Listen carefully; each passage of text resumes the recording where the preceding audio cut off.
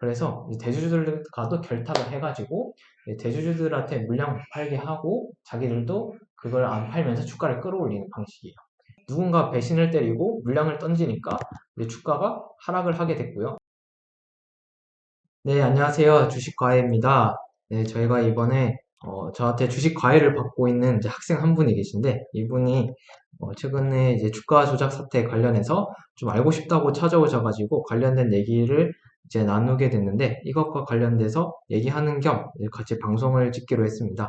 그래서 최근에 이제 주가 조작 사태 지금 많이들 들어보셨을 텐데요. 혹시 뭐 이 기업들에 대해 알고 계신 거 있나요? 아, 저는 전혀 몰랐고요. 네. 그냥 이게 뉴스에 되게 많이 나오길래, 음, 뭐 주가 조작이라는 건 뭐 옛날에 뭐 뉴스 몇 개 보긴 했는데 이게 어떻게 흘러가는 건지도 모르겠고, 그리고 이번에는 더군다나 엄청나게 주가가 떨어지길래 그쵸. 전혀 이해가 되지 않아서 정말 그게 순수하게 궁금해서 찾아왔습니다. 네, 이번에 그 말씀하신 작전주라고 하죠, 소위. 이런 기업들이 무더기로 이제 급락을 했는데, 여기 지금 제가 차트 띄워놓은 뭐 대성홀딩스부터 해서 성광, 서울가스, 삼천리, 세방, 다우데이터, 할인지주, 다월투자증권, 정말 많은 기업들이 동시에 폭락을 했어요. 그래서 이 기업들이 왜 그렇게 됐는지 뭐 얘기를 하려고 하는데, 네. 먼저 일단 이걸 하려면 일단 작전에 대해서 먼저 좀 알아야 됩니다. 작전은 보통 크게 테마 작전주, M&A 작전주, 저평가 작전주 이렇게 나뉩니다. 네. 그래서 이 중에서도 이번 사건은 이 저평가 작전주다 이렇게 제가 정의를 할 수 있다라고 생각을 하고요. 그렇다면 이 저평가 작전주가 어떻게 일어나는지 한번 얘기를 해볼게요. 네. 일단 이런 저평가 작전주는요. 일단 바닥에서 주가가 오르지 않았을 때 이렇게 쭉 매집을 합니다. 그래서 예전에 이 성광이란 기업을 예시로 보더라도요. 예전에 과거의 바닥에서 이렇게 재미없게 놀 때가 있었어요. 그러다가 갑자기 어느 순간 여기가 갑자기 거래량도 없이 주가가 갑자기 상승을 하기 시작하죠. 근데 이게 원래의 주식이면 상승 하락을 하면서 이제 상승 계속 진행을 하잖아요. 근데 이제 그것도 없이 쭉 상승을 하게 돼버리는 거죠. 근데 이게 누가 봐도 인위적으로 만든 차트다라고 느껴지지 않나요? 너무 깨끗해요. 그러니까 네, 너무 이렇게 이상적인 주식 차트?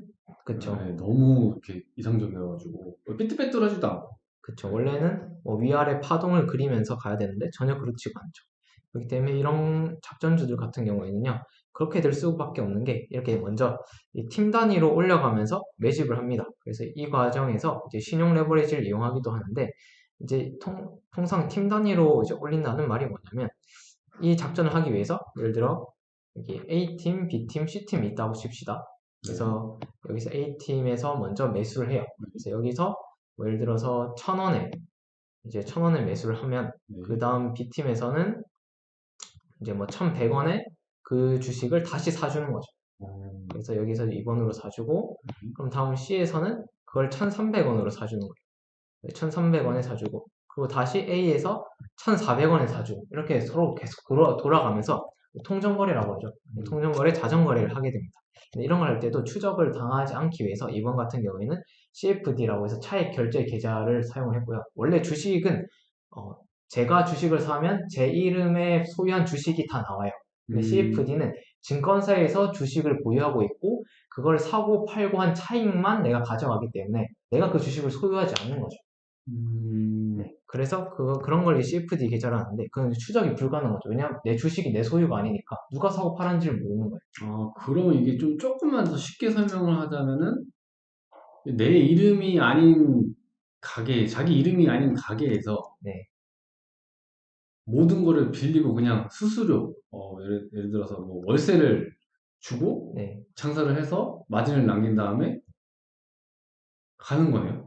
뭐 그렇다고 할 수 있죠. 그러네. 네. 그렇게 그래서 그러니까 자기 사업자 명의도 자기 게 아니고. 네, 자기게 아니기 때문에 추적이 좀 안 됐던 면도 있고 다양한 사람들의 계좌를 이용한 것도 이번 사건에서 중요한 포인트였습니다. 근데 이제 얘네가 돈이 무한정하지 않겠죠. 뭐 B, C가 돈이 무한정하지 않을 거예요. 이제 돈을 갖다가 예를 들어서 뭐 얘네가 뭐 10억씩 있었다 치는데 이 음, 10억을 갖다가 다 매수하고 나면 돈이 부족하잖아요. 그렇죠. 그럼 이렇게 어떻게 해야 될까요? 그럴 때는 돈이 없으면 돈을 빌리는 거죠. 그쵸. 돈을 빌릴 수 있는데, 이제 CFD 같은 경우에는 이제 증권사에서 2.5배까지 내가 10억 들고 있으면 25억까지도 빌릴 수가 있어요. 아, 그러면 내가 10억에다가 25억까지 더 빌리니까 35억을 35억이 생긴 겁니다. 그쵸. 35억을 갖다가 매수할 수 있는 거예요. 그래서 이제 빌린 돈으로 이제 주가를 사기 시작합니다. 근데 이렇게 해서 주가는 계속 올라가는 거죠.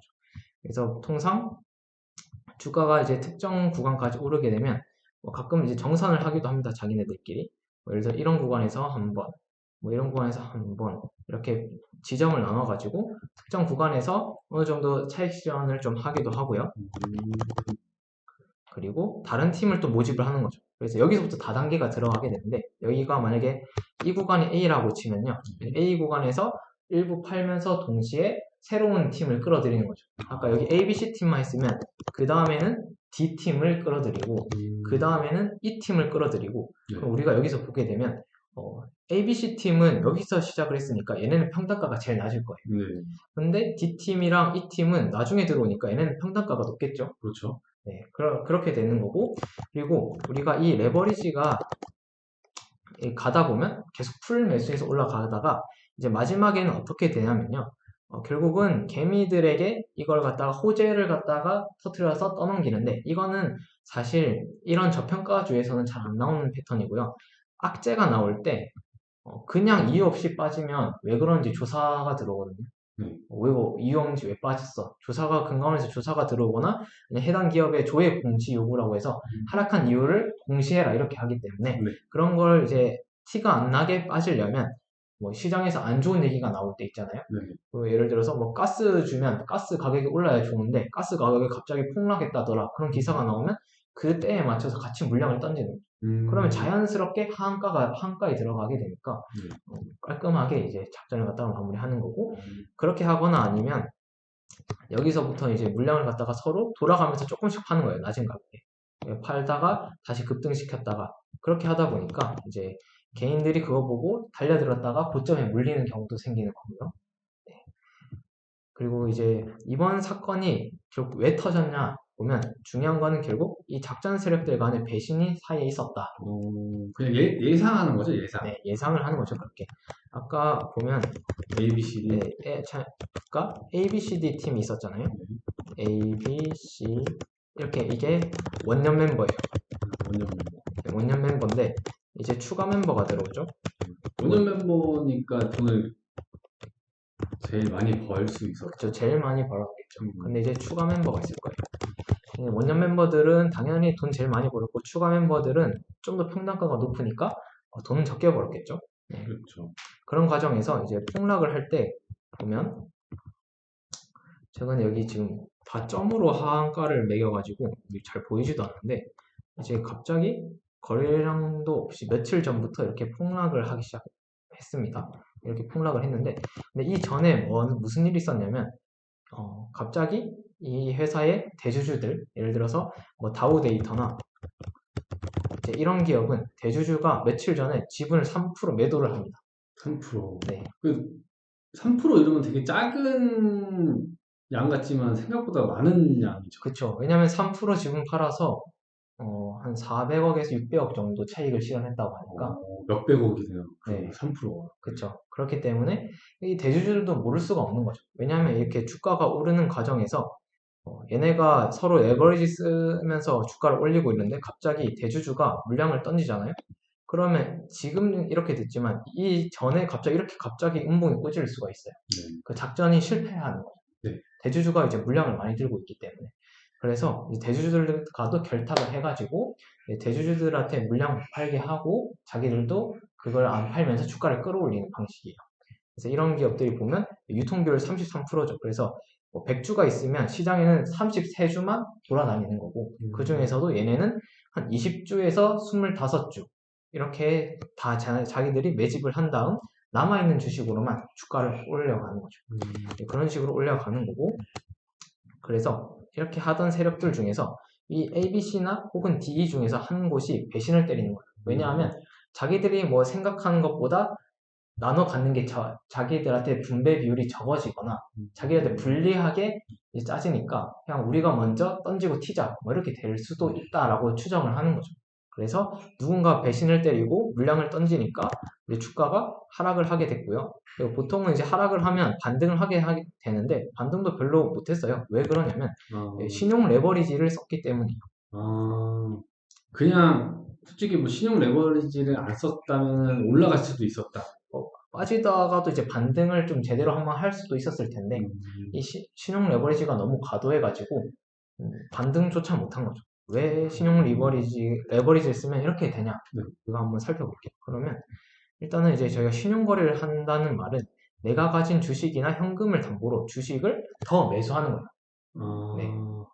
그러니까 내가 만약에 뭐 주식이 뭐 100개가 있으면 이 100개의 주식을 담보로 또 돈을 빌려서 주식을 더 사는 거. 그쵸. 그렇죠. 네. 그래서 예시를 들어서 내가 1만 원치의 주식을 매수한다고 했을 때 내 돈이 4,500원밖에 없어요. 요즘 물가가 많이 올라서 나 4,500원밖에 없는데 1만 원치의 주식을 사고 싶어. 그러려면 부족한 돈이 5,500원이 있어요. 네. 그러면 이걸 신용 담보를 이용해서 매수를 합니다. 그럼 5,500은 내가 빌린 돈이 되는 거예요. 이 돈은. 근데 내 돈이 4,500원밖에 없는데 5,500원까지도 빌릴 수가 있네요. 네, 그쵸. 내 돈보다 더 많은 돈을 빌릴 수가 있는 거예요. 그렇게 되는데, 근데 이제 여기서 다만 유지 비율이라는 게 있습니다. 네. 유지 비율은 이제 140%고요. 네. 내가 빌린 돈의 140%, 그러니까 1.4배만큼 이제 평가 금액을 유지해야 되는데, 내가 아까 5,500원을 빌렸잖아요. 그러면 평가금이 7,700원 밑으로 빠지면 안 됩니다. 1만 원의 주식이 샀다가 이제 23% 하락하면 7,700원이 되는데, 이렇게 되면 이제 증권사에서 강제로 반대 매매가 나가게 되는 거예요. 그러면은 다시 한번 제가 이해를 잘 했는지 한번 들어보세요. 그러니까 만 원짜리 주식이었는데 이 만 원짜리 주식이 이 유지 비율 그러니까 7,700원. 만 원짜리 주식이 7,700원 밑으로 떨어지게 되면은 그냥 증권사에서 강제로 다음날 다 팔아버리는 거예요. 그렇게 되는 거예요. 근데 이건 좀 웃긴 게 부동산 그러니까 뭐 아파트 같은 거를 우리가 대출을 받아서 살 수도 있잖아요. 그쵸. 근데 그런 거는 대출을 받아서 샀는데 집값이 떨어진다고 해서 이거를 뭐 은행에서 강제로 매매를 하진 않는데 이 주식 같은 경우는 그냥 7,700원 밑으로 떨어지면 이 주식 그냥 다 팔아버린다 약간 이런 식이네요. 근데 이제 그냥 바로 팔아버리는 건 아니고 뭐 하루 이틀 정도 유예를 줍니다. 뭐 당신 지금 돈 부족하니까 평가금 좀 더 넣어가지고 채우세요 이렇게 알려주는데 그걸 갖다가 안 하면 반대 매매가 나가는 거죠. 반대 매매가 나가면 시장가로 원래 하한가에 걸려서 매도를 하게 됩니다. 근데 그 물량이 많아지면 바로 하한가로 떨어지는 거고요. 그런데 여기서 보면 이제 강제로 반대 매매 나가는 물량이 너무 많으니까 근데 이게 바닥에서 터졌으면 조금만 하락하고 말았을 텐데 뭐 다우 데이터는 그나마 괜찮지만 뭐 성광이나 이런 종목들 보면요 뭐 한 바닥 대비 10배 이렇게 올랐잖아요. 10배 넘게 10배 가까이 올랐으니까 상승폭이 너무 높아서 이 가격에서 하한가를 해도 비싼 거예요. 비싸니까 하한가를 가도 아무도 안 사죠. 안 사죠. 그럼 하한가 마감하고 다음날 또 하한가에 걸리는 근데도 비싸서 아무도 안 사죠. 안 사니까 그냥 떨어지기만 하는 거예요. 그쵸. 더 이상 아무도 이 한가에서 사주질 않는 거죠. 그러면 지금 이제 동그라미 치고 계신 게 이제 반대 매매, 그러니까 증권사에서 반대 매매가 계속 나가고 있는 중. 증권사에서 걸어놓은 금액인데. 그쵸. 근데 이것도 아무도 사지 않고 그냥 이렇게 떠 있기만 한 거네요. 그렇죠. 뭐 일부 어느 정도 사주겠지만 그래도 한가에 걸려 있는 물량이 훨씬 많다. 뭐 한가에 뭐 100주가 걸려 있는데 뭐 여기서 매수는 한 5주 일어나니까 아직도 95주는 한가에 걸려 있는 거예요. 그렇기 때문에 한가가 안 풀리는 거죠. 근데 이렇게 계속 떨어지면 증권사 입장에서도 이제 손해가 생기는 거예요. 근데 그렇게 됐을 때 이미 CFD 계좌 이용하고 하면 웬만하면 다 이 투자자들에게 정가가 되게 아마 세팅이 되어 있을 거예요. 그래서 그렇고 이게 실제로 손실을 보게 되면 단순히 뭐 23% 까졌다고 23%만 손실을 보는 게 아닙니다. 그래서 아까 보면 만 원에서 23%면 2,300원이잖아요. 근데 2,300원이 날아가는데 아까 내 원금이 4,500원이었어요. 근데 4,500원 들고 있는데 2,300원이 날아가게 되면 나는 이제 2,200원만 남는 거죠, 내 원금. 네네. 그렇게 됐을 때 손실률은 실제로는 51%가 되는 거예요. 반토막이 나네요. 네, 신용을 썼을 때 20%, 23% 정도 손실을 보면 실제로는 내 원금 기준으로 51% 계좌가 손실이 납니다. 근데 지금 떨어진 그래프를 보면 네. 51% 이상이 아, 되는 거죠. 그 임창정 씨 같은 경우에는 네. 이미 뭐 하루에 5억씩 손해가 나오고 있다 뭐 이런 얘기를 하고 가수 있으니까 임창정이. 네, 그분도 이쪽에 뭐 돈을 좀 맡겼다 했잖아요. 네. 그래서 이제 이런 거 같은 경우에는 팔고 싶어도 못 파는 일이 생기니까 그 손실이 누적된 눈덩이처럼 불어나는 거죠. 아까 뭐 임창정 씨가 이런 A팀, B팀, C팀 뭐 이런 쪽에 들어갔으면 아직 수익권일 텐데 뭐 이 D팀이나 E팀 이런 데 들어갔다 보니까 이제 손실이 나는 거죠. 어, 그래서 이런 작전주들은 당연히 조심을 해야 되고요.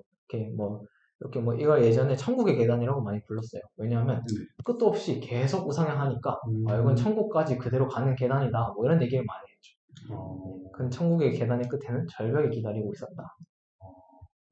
진짜 그냥 이런 얘기는 네, 알겠습니다. 그렇게 해서 이제 이런 작전주들이 있었고 당연히 이런 거 함부로 따라 들어가면 큰일 납니다. 큰일 나고 저희는 저희 페이스대로 저평가된 종목들을 잘 발굴해서 뭐 사고 투자하는 게 낫지 않을까 생각이 드네요. 알겠습니다. 앞으로도 이런 주식을 걸러낼 수 있게 또 많이 알려주시고 네, 가치주도 좀 많이 좀 알려주시기 바랄게요. 네 알겠습니다. 오늘 강의가 끝난 건가요? 네, 오늘 강의 여기까지. 좀 오늘 되게 너무 짧게 끝나서 아쉽네요. 저는. 뭐 또 혹시 더 알고 싶으신 거 있어요? 아까 근데 테마주나 뭐 M&A 이런 작전주도 궁금해가지고 이거는 그거는 다음에 기회 되면 설명해 드릴게요. 알겠습니다. 어디 가세요? 네, 저 좀 바빠가지고. 네, 알겠습니다. 갈게요. 네.